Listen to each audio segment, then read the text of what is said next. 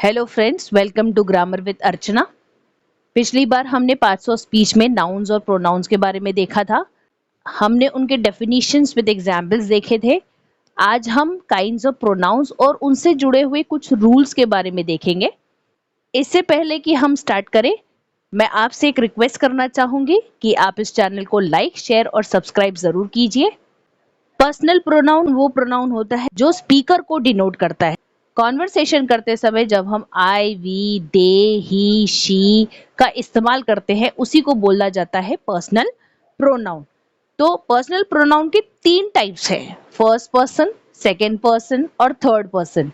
ये जान लेना आपके लिए बहुत जरूरी है कि फर्स्ट पर्सन, सेकेंड पर्सन और थर्ड पर्सन प्रोनाउन होते क्या है, क्योंकि ये आगे के ग्रामर के रूल्स में आपको जरूर दिखाई देगा और इनके बिना आपको वो सारे रूल्स समझ में नहीं आएंगे।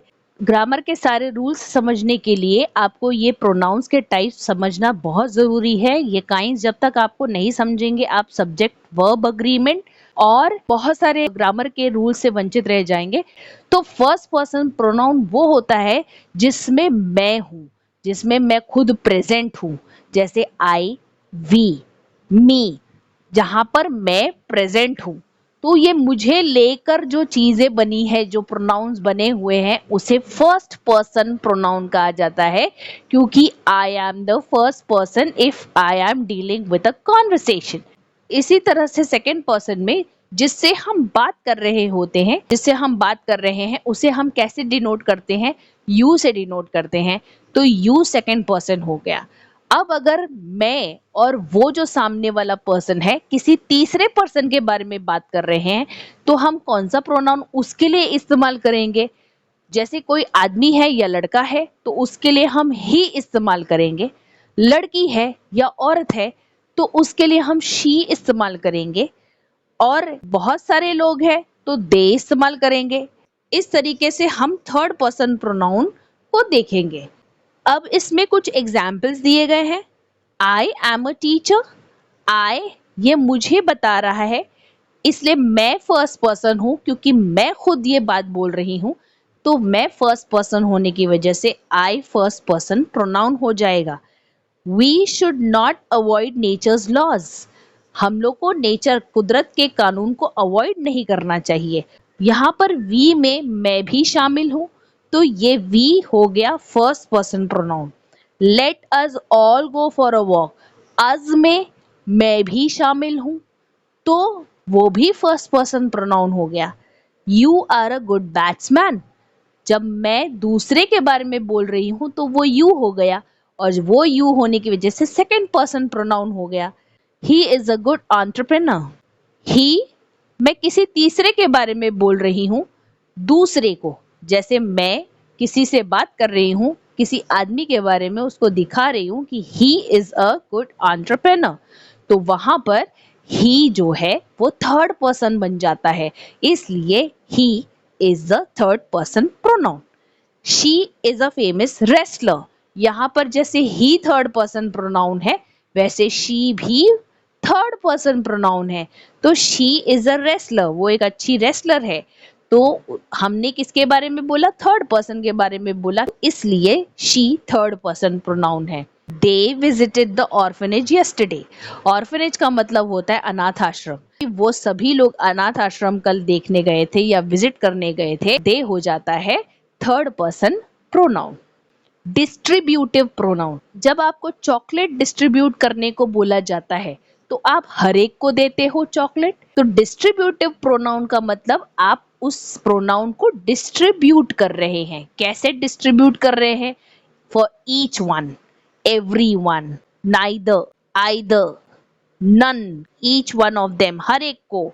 तो ईच, नाइदर, आइदर, नन, ये सब क्या है? डिस्ट्रीब्यूटिव प्रोनाउन है। ये ऑफ यू, ये जो आ गया, इसकी वजह से ये बन जाता है डिस्ट्रीब्यूटिव प्रोनाउन। इससे सिंगुलर की तरह देखा जाता है। अगर आप सेकंड वाला स्टेटमेंट देखेंगे, neither of the charges, charges में से कोई भी सही चार्ज नहीं है, जस्ट चार्ज नहीं है। जस्ट का मतलब न्यायपूर्ण नहीं है। यहाँ पर जो इज है ये सिंगुलर के साथ लगता है, तो जब इस सिंगुलर के साथ लगता है इसका मतलब डिस्ट्रीब्यूटिव प्रोनाउन सिंगुलर होते हैं। ये फोर्थ सेंटेंस भी देखिए, none of the 5 students is laborious. पांचों स्टूडेंट्स में से कोई भी लेबोरियस नहीं है, इसलिए इज का इस्तेमाल किया गया है क्योंकि नन ये एक डिस्ट्रीब्यूटिव प्रोनाउन है और इसे सिंगुलर लिया जाता है। अगर ये प्लूरल होता तो आर का इस्तेमाल होता और आर का इस्तेमाल यहाँ पर गलत माना जाएगा। ठीक उस तरह से everyone is happy इस तरह से बोला जाएगा, everyone are happy ऐसा करके नहीं बोला जाएगा क्योंकि ये रॉन्ग माना जाएगा, क्योंकि everyone डिस्ट्रीब्यूटिव प्रोनाउन है। तीसरा प्रोनाउन है रेसिप्रोकल प्रोनाउन। यहाँ पे दो वर्ड्स अपोजिट प्रोनाउंस के सेंस में आते हैं एक ही साथ में, जैसे ईच अदर, वन अनदर, एक दूसरे से। ये दो अपोजिट वर्ड्स है ना, इसलिए इसे रेसिप्रोकल रिलेशनशिप बोला जाता है। रेसिप्रोकल प्रोनाउन इन्हें कहा जाता है। They all loved one another reciprocal हो गया। वन यानी हम, अनदर यानी दूसरा, each other, one another reciprocal pronouns है। रिफ्लेक्सिव प्रोनाउन, रिफ्लेक्सिव प्रोनाउन यानी हमें सेल्फ का इमेज दिखाई देता है वहां पर, तो हिमसेल्फ, हरसेल्फ, देमसेल्व्स, योरसेल्फ इस तरह से वर्ड्स यहाँ पर दिखाई देते हैं, वो रिफ्लेक्सिव प्रोनाउन होते हैं। रिफ्लेक्सिव प्रोनाउन जैसे ही एम्फेसाइजिंग प्रोनाउन भी होते हैं, लेकिन रिफ्लेक्सिव प्रोनाउन का एक क्वालिटी है, रिफ्लेक्शन देखते समय या अपनी खुद की इमेज देखते समय आप आईने का इस्तेमाल करते हो, वैसे ही रिफ्लेक्सिव प्रोनाउन में कुछ ऐसे वर्ड्स है जो बीच में आ जाते हैं उस प्रोनाउन का और उस रिफ्लेक्सिव प्रोनाउन का। देखिए जैसे कि एग्जाम्पल है, he posted the letter himself. अब यहाँ पर ही जो है ये प्रोनाउन है और हिमसेल्फ भी प्रोनाउन है, लेकिन बीच में देखो ये वर्ड्स आ रहे हैं जो बीच में क्या कर रहे हैं, आईने का काम कर रहे हैं। इसका मतलब ये रिफ्लेक्सिव प्रोनाउन हो जाता है। He posted the letter himself, he का हिमसेल्फ हो गया, तो इस तरह से ये रिफ्लेक्सिव प्रोनाउन हो गया क्योंकि वर्ड्स बीच में आ रहे हैं। ठीक उस तरह से we should love ourselves, we का आवरसेल्व्स हो गया और इसलिए देखो क्योंकि वर्ड्स आ रहे हैं बीच में इसलिए रिफ्लेक्सिव प्रोनाउन हो गया। यू एक्सप्रेस योरसेल्फ, यू और योरसेल्फ बीच में देखो क्या वर्ड आ रहा है, एक्सप्रेस आ रहा है, तो ये रिफ्लेक्शन का काम कर रहा है, ये आईने का काम कर रहा है और इसलिए इसको रिफ्लेक्सिव प्रोनाउन बोला जाता है। आई विल डू इट, इसका आंसर नीचे कमेंट बॉक्स में आप पोस्ट करिए कि यहाँ पर आप आंसर क्या लिखेंगे। डेमोन्स्ट्रेटिव प्रोनाउन वो प्रोनाउन होते हैं जिन्हें हम यूज करते हैं पॉइंट आउट करने के लिए या डेमोन्स्ट्रेट करने के लिए। आपके टीचर किसी चीज को बताने के लिए कैसे किन वर्ड से डेमोन्स्ट्रेट करती है, this, that, these are the books, those are the pens, that is the door, this is the book. इस तरह से आपको सेंटेंसेस में जो पॉइंट आउट करने के लिए या डेमोन्स्ट्रेट करने के लिए जो प्रोनाउंस यूज होते हैं उसे डेमोन्स्ट्रेटिव प्रोनाउन कहते हैं। डेमोन्स्ट्रेटिव प्रोनाउन में कौन कौन से आते हैं, दिस, दैट, दीज, दोज, सच, इस तरह के वर्ड्स आते हैं जो किसी भी चीज को पॉइंट आउट करने के लिए यूज किया जाता है, वही डेमोन्स्ट्रेटिव प्रोनाउन होता है। For example, this is a gift from her, These are merely excuses, ये तो सिर्फ बहाने हैं। तो यहाँ पर these को यूज किया गया है excuses को पॉइंट आउट करने के लिए। Such were his very words, सच जो है वो डेमोन्स्ट्रेट करने के लिए यूज किया गया है, इसलिए डेमोन्स्ट्रेटिव प्रोनाउन हो गया। That is just what he wants, those are the best ones। This और that सिंगुलर के लिए यूज होता है, this नजदीक के लिए यूज होता है, दैट दूर के लिए यूज होता है, दिस के लिए प्लूरल दीज हो जाता है और दैट के लिए प्लूरल दोज हो जाता है। इनडेफिनिट प्रोनाउंस वो होते हैं जिनकी खुद की कोई डेफिनिट आइडेंटिटी नहीं होती है, जो ऐसे चीजों के लिए इस्तेमाल किया जाता है जो हमें पता ही नहीं होता है, जैसे somebody, कोई तो है, दरवाजे पे कोई तो है, वो कौन है ये हमें नहीं मालूम है, ये इनडेफिनिट है, ये डेफिनिट नहीं है, इसलिए ये इनडेफिनिट प्रोनाउन हो जाता है। तो इनडेफिनिट प्रोनाउन में क्या क्या आ जाएगा, एवरीबॉडी, एवरीबॉडी में कौन कौन आ रहा है, सब आ रहे हैं, तो सब में भी कौन आ रहा है वो आपको नहीं मालूम, इनडेफिनेट प्रोनाउन ऐसे इनडेफिनेट चीजों को दिखाता है। everybody, everyone, somebody, nobody, anybody, someone, anything, something, nothing, all, some, other, others, none, few, many। ये सब के सब indefinite pronoun है। somebody has jumped from the wall, कोई तो दीवार से कूद गया। some are born great, कुछ लोग पैदा ही महान होते हैं। few were hurt, many escaped, कुछ लोगों को चोट पहुंची और कुछ भाग निकले। One must be attentive to one's studies, किसी को भी अपने स्टडीज की तरफ ध्यान देना चाहिए। Nobody wants this to happen, किसी को भी नहीं पसंद है कि ये चीजें हो। ये सारी चीजें इनडेफिनिट चीजों की ओर इशारा कर रही हैं, उन लोगों की तरफ इशारा कर रही हैं जो हमें पता ही नहीं है, इसलिए ये इनडेफिनिट प्रोनाउन में आता है। रिलेटिव प्रोनाउन क्या होते हैं? Those pronouns which denote relation to the nouns और noun equivalent words used before themselves and function to join two sentences are called relative pronoun. Relative pronoun conjunctions का भी काम करते हैं, साथ ही साथ ये एक नाउन को भी रिप्लेस करने का काम करते हैं। इनके सेंटेंस को देखकर जानेंगे कि ये रिलेटिव प्रोनाउंस क्या होते हैं।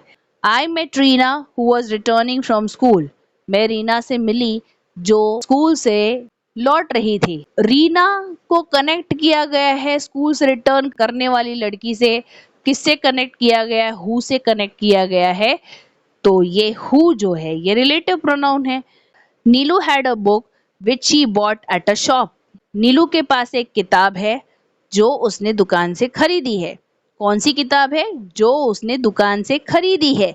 किसी ने गिफ्ट नहीं किया, कहीं से डिलीवरी नहीं आई, उसने क्या किया है? उसने दुकान से खरीदा है। तो ये जो विच है ये दोनों के बीच में कनेक्शन बता रहा है, रिलेशन बता रहा है, इसलिए रिलेटिव प्रोनाउन हो गया। The pen that my father gave writes well. वो पेन जो मेरे पापा ने दी, मेरे फादर ने दी, वो बहुत अच्छा लिखती है। तो कौन सी पेन? वो जो मेरे पापा ने दी। कौन सा वर्ड उसको रिलेट कर रहा है? दैट रिलेट कर रहा है, इसलिए रिलेटिव प्रोनाउन दैट हो गया। ये कंजंक्शन का भी काम करता है। कंजंक्शन में ये सबऑर्डिनेट कंजंक्शन का काम करता है। The girl who is in yellow dress is my sister. वो पीले कपड़े में जो लड़की खड़ी है वो मेरी बहन है।